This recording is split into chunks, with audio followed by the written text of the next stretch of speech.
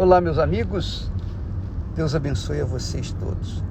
Então, nós temos falado sobre a parábola das 10 virgens.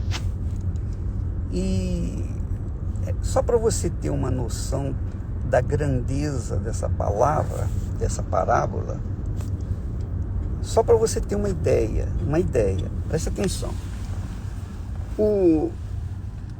A parábola fala de 5 virgens prudentes, que são as sábias, e 5 eram loucas. Jesus chama de loucas. Na Bíblia Fiel fala loucas. As 5 virgens prudentes fazem parte da igreja do Senhor Jesus, a igreja espiritual do Senhor Jesus.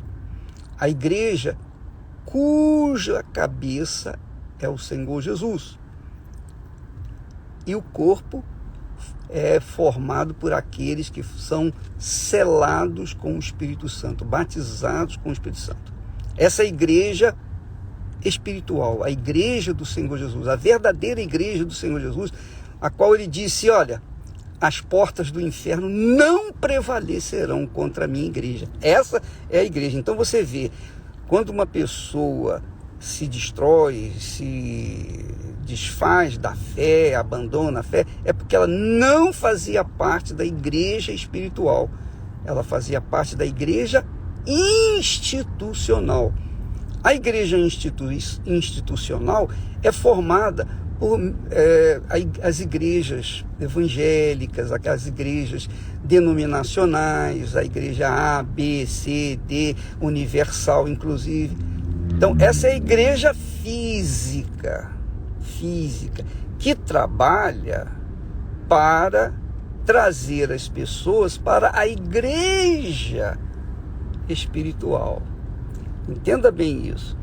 Então, quando nós fazemos, por exemplo, esse movimento para as pessoas receberem o Espírito Santo, é justamente para isso, para trazerem as pessoas, ou tirarem as pessoas da igreja institucional para a igreja espiritual.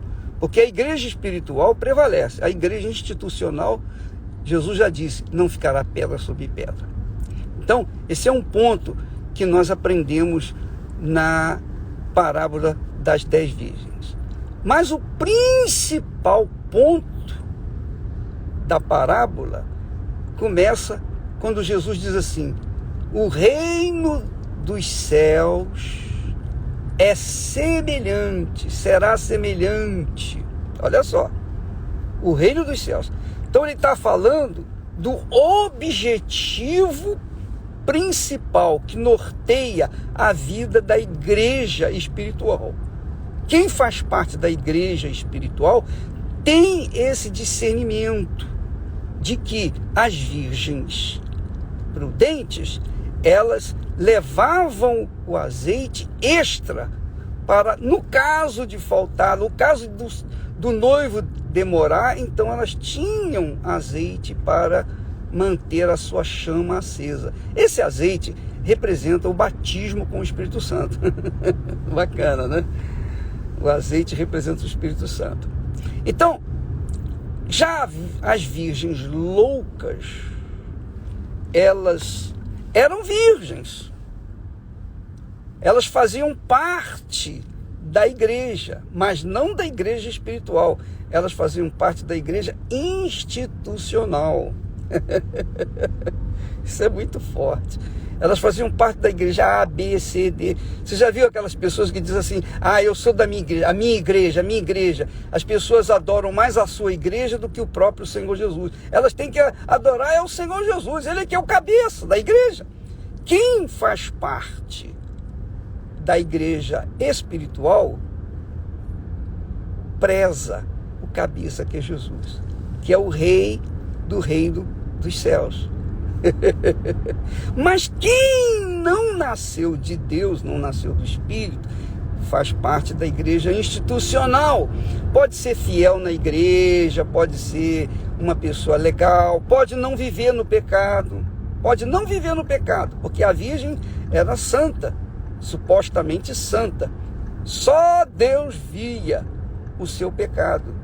E por isso Jesus a chamou de loucas. Então eu queria que você soubesse, amiga e amigo, para você se posicionar, ver onde é que você está, na igreja espiritual ou na igreja institucional. Qual a igreja que você pertence? Eu pertenço à igreja do meu Senhor Jesus. Eu pertenço à igreja do meu Senhor Jesus. Mas isso é para se pensar, raciocinar e avaliar. Outro ponto que nós observamos nas virgens loucas, por que elas eram loucas? Por que Jesus as chama de loucas? Porque ele, Jesus, deixou o reino dos céus e veio a este mundo para resgatar, para casar com as noivas que também deixam este mundo, o reino deste mundo, para se unir com o rei do reino dos céus. Então, nota-se que as virgens loucas, elas, embora não vivessem no pecado fisicamente, à vista de olhos, elas eram virgens. Mas Jesus conhecia. E qual era o maior pecado delas? Elas queriam o reino dos céus. Elas iam ao encontro do rei do reino dos céus. Só que elas estavam tão ocupadas com as coisas desse mundo, elas eram displicentes. Elas queriam carregar um pouco do reino desse mundo com elas, porque elas não sacrificaram carregar um vaso ou uma botija extra de azeite. E esse foi o grande pecado delas, porque quando o noivo chegou, a porta se fechou e elas ficaram para trás. Você já pensou? Você imagine uma criatura que vive 20, 30, 50 anos na fé, fiel na igreja e tal, mas quando Jesus vem ou vier, ela fica para trás. E por que ficou para trás? Mas como? Ninguém entende, né? Mas Jesus conhece o coração. Ele conhece mentes e corações. Então, quando uma pessoa ficar para trás, ou quando a pessoa fica para trás, é porque tinha razão de ficar para trás. Jesus não é injusto. E naquele momento, elas disseram: Senhor, Senhor. Ele disse: abre-nos a porta, Senhor. Ele disse: não vos conheço. Você não casou comigo. Eu larguei o reino do meu pai, o reino dos céus, para vir aqui nesta porcaria de mundo para salvar a sua vida. Mas você não entregou a sua vida para mim. Você entregou a sua vida para a igreja institucional. E aí não tem casamento. Fica para trás. Deus abençoe a todos. E não se esqueça, por favor, eu queria fortalecer essa ideia. Não se esqueça de que neste domingo nós estaremos no mutirão de fé, em oração, clamor pelas pessoas que vivem no vazio, ou que estão vazias, que têm um vazio enorme dentro de si. Em todas as igrejas universal do Reino de Deus do planeta, nós estaremos numa só fé, num só espírito, lutando por aqueles que estão vivendo o vazio de cada dia.